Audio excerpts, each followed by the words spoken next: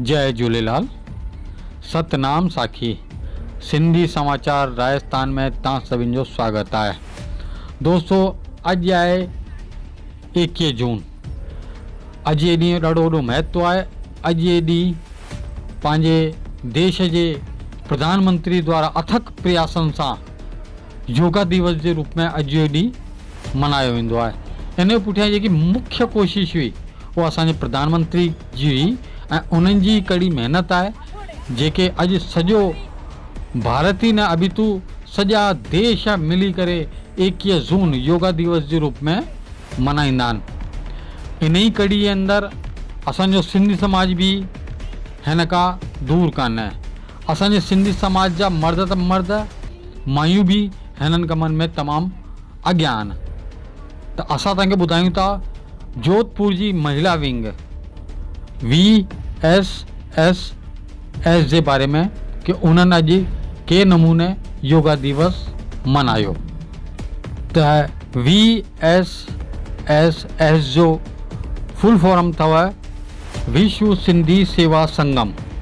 जी हाँ, विश्व सिंधी सेवा संगम जे तत्वाधान में जोधपुर जे अंदरि योग दिवस जे उपलक्ष्य में 3 ॾींहंनि जो योग शिविर जो आयोजन कयो अथनि, जंहिंमें 20 तारीख़, 21 तारीख़, 22 तारीख़ ताईं इहो योग शिविर हलंदो। तंहिंमें ॾिसण लाइ करे मिलियो पिए कि इलाही मायुनि इन में भाॻु वरितो आहे, जेके असां तव्हांखे वीडियो जे माध्यम सां ॾेखारियूं पिया कि केतिरियूं मायूं मिली करे इन में योग कनि पियूं ऐं इन सां लाभ खणनि पियूं। अगरि योगा टीचर जी ॻाल्हि करूं त इन में योग जी जेकी टीचर आहे उन जो नालो काजल तेजवानी आहे, दिव्या दादवानी आहे ऐं विधि खेरजानी आहे। इहे टई मिली करे असांजी भेनरुनि खे निरंतर योग सेखारीनि पियूं, जेको हिकिड़ो खुले गार्डन जे अंदरि इहो आयोजन कयो वियो आहे।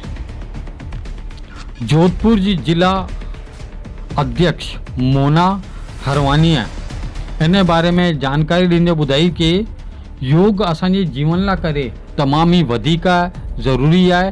इहो निरंतर करणो घुरिजे, जंहिंसां कि शरीर मन चङो रहंदो आहे ऐं असां बिल्कुलु स्वस्थ पंहिंजे पाण खे महसूसु कंदा आहियूं। ऐं उन्हनि जो इहो प्रयत्न आहे कि वधीक मां वधीक भेनरुनि खे जोड़े करे इन मिशन खे अॻियां ताणी हलाइनि ऐं सभई निरोगी रहनि।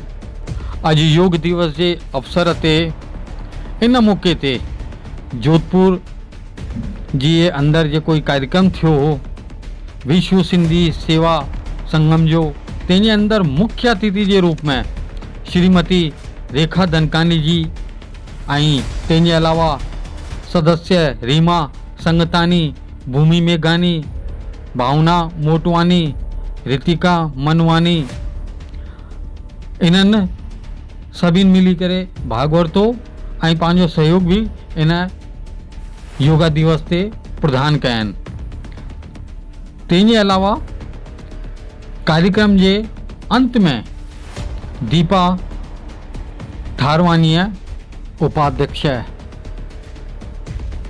आयल सभिनि विशेष अतिथियुनि जो ऐं योगा टीचरनि जो, तंहिंजे अलावा जेकी योगा करण आयूं भेनरूं माताऊं, उन्हनि जो धन्यवाद ऐं आभार प्रकट कई।